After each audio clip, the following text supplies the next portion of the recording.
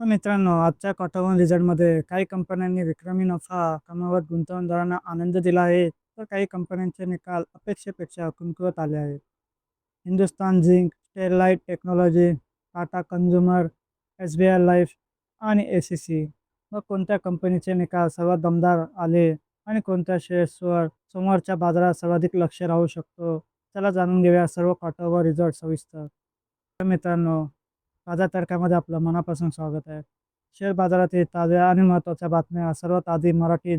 जर तुम्ही अजून चॅनल सबस्क्राईब केले नसेल तर आत्ताच सबस्क्राईब करा आणि बेल आयकॉन नक्की दाबा. चला सुरुवात करूया आजच्या सर्वात मोठ्या निकालापासून.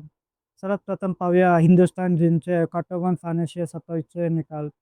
तर कंपनीचा कन्सॉलिडेटेड फायनान्शियल रिझल्ट पाहिला तर यावर्षी रेव्हेन्यू 13,033 कोटी इतका आला आणि मागील वर्षी 7,591 कोटी इतका होता. आणि क्वार्टरली 12,692 कोटी इतका होता. इयरली आणि क्वार्टरली कंपनीच्या रेव्हेन्यूमध्ये चांगलीच जंप आहे. तसंच कंपनीचा खर्च पाहिला तर यावर्षी 6,749 कोटी इतका आला आणि मागील वर्षी 5,065 कोटी इतका होता. आणि क्वार्टरली 7,073 कोटी इतका होता. त्याचबरोबर कंपनीचा नेट प्रॉफिट पाहिला तर यावर्षी 5,469 कोटी आला आणि मागील वर्षी 2,234 कोटी इतका होता. कंपनीच्या नेट प्रॉफिटमध्ये दुप्पट प्रॉफिट आहे आणि क्वार्टरली 5,033 कोटी इतका होता. इयरली आणि क्वार्टरली कंपनीने चांगलीच जंप मारली आणि आणि चांगलीच ग्रोथ झाली आहे. त्याचबरोबर कंपनीचा नेट प्रॉफिट 145% वाढला आहे. झिंक आणि सिल्वरच्या मजबूत किमती, वाढलेले उत्पादन आणि खर्चावर नियंत्रण यामुळे कंपनीला मोठा फायदा झाला आहे. ऑपरेटिंग मार्जिनमध्येही सुधारणा झाली आहे. मेटल सेक्टरसाठी हा अत्यंत सकारात्मक निकाल मानला जातो. आता पाहूया स्टरलाइट टेक्नॉलॉजीचे क्वार्टर वन फायनान्शियल 27चे निकाल. तर कंपनीचा कन्सॉलिडेटेड फायनान्शियल रिझल्ट पाहिला तर यावर्षी रेव्हेन्यू 1,910 कोटी इतका आला आणि मागील वर्षी 1,019 कोटी इतका होता. आणि क्वार्टरली 1,441 कोटी इतका होता. इयरली आणि क्वार्टरली कंपनीच्या रेव्हेन्यूमध्ये चांगलीच ग्रोथ आहे. त्याचबरोबर कंपनीचा खर्च पाहिला तर यावर्षी 397 कोटी इतका आला आणि मागील वर्षी 140 कोटी इतका होता. आणि क्वार्टरली 218 कोटी इतका होता. त्याचबरोबर कंपनीचा नेट प्रॉफिट पाहिला तर यावर्षी 197 कोटी इतका आला आणि मागील वर्षी 10 कोटी इतका होता. तर कंपनीचा नेट प्रॉफिट तब्बल 870% वाढून 197 कोटी आला. इयरली आणि क्वार्टरली कंपनीच्या नेट प्रॉफिटमध्ये चांगलीच ग्रोथ वाढत आहे. तसे AI data centre, digital infrastructure आणि ऑप्टिकल नेटवर्किंग संबंधी मोठ्या ऑर्डर्समुळे कंपनीच्या कमाईत मोठी वाढ झाली आहे. भारतासह जागतिक AI इन्फ्रास्ट्रक्चरमध्ये वाढत्या गुंतवणुकीचा कंपनीला फायदा होत आहे.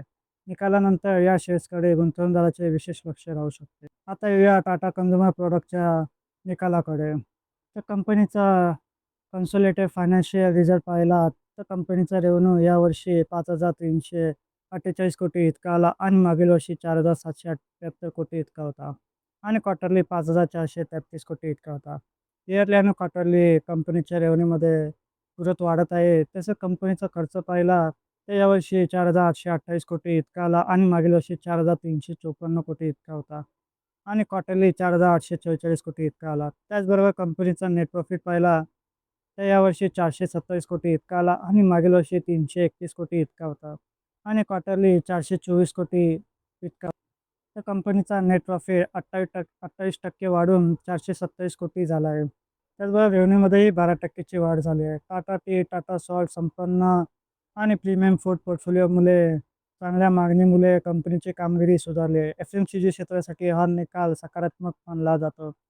आता येऊया ACCचे निकाल पाहूया. तर कंपनीचा कन्सॉलिडेटेड फायनान्शियल रिझल्ट पाहिला तर कंपनीचा रेव्हेन्यू यावर्षी 5,790 कोटी इतका आला आणि मागील वर्षी 4,277 कोटी इतका होता. आणि क्वार्टरली 7,124 कोटी इतका आला. इयरली आणि क्वार्टरली कंपनीच्या रेव्हेन्यूमध्ये घट होताना दिसत आहे. तसंच कंपनीचा खर्च पाहिला तर यावर्षी 5,639 कोटी इतका आला आणि मागील वर्षी 5,835 कोटी इतका होता. आणि क्वार्टरली 6,826 कोटी इतका होता. कंपनीचा नेट प्रॉफिट पाहिला तर यावर्षी 147 कोटी इतका आला आणि मागील वर्षी 375 कोटी इतका होता. आणि क्वार्टरली 238 कोटी इतका आला. इयरली आणि क्वार्टरली कंपनीमध्ये मोठी घसरण आहे. तर या तिमाहीत ACCच्या नेट प्रॉफिटमध्ये 61% ची घसरण झाली आहे. काही बाजारपेठांमधील कमी मागणी आणि दबावाखाली सिमेंट प्राईस याचा परिणाम कंपनीच्या नफ्यावर झाला आहे. सिमेंट क्षेत्रातील हा निकाल अपेक्षेपेक्षा कमकुवत मानला जात आहे. आता पुढील तिमाहीत बांधकाम क्षेत्रातील मागणी वाढते का याकडे बाजाराचे लक्ष असेल. आता येऊया SBI लाईफचे क्वार्टर 1 फायनान्शियल 27चे निकाल पाहूया.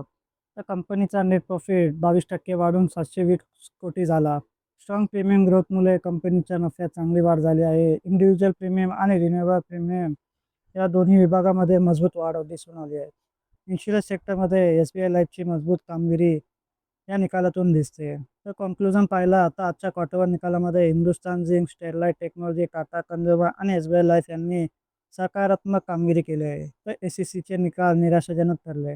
आता बाजार या निकालांना कसा प्रतिसाद देतो याकडे गुंतवणूकदाराचे लक्ष असेल. तुमच्या मते आजच्या निकालामध्ये सर्वात दमदार कामगिरी कोणत्या कंपनीची आहे? तुमचं मत कमेंटमध्ये नक्की सांगा. व्हिडिओ आवडला असेल तर लाईक करा, मित्रांसोबत शेअर करा आणि शेअर बाजारातील अशाच ताज्या आणि महत्त्वाच्या बातम्यांसाठी बाजार तडका चॅनलला सबस्क्राईब करायला विसरू नका. धन्यवाद.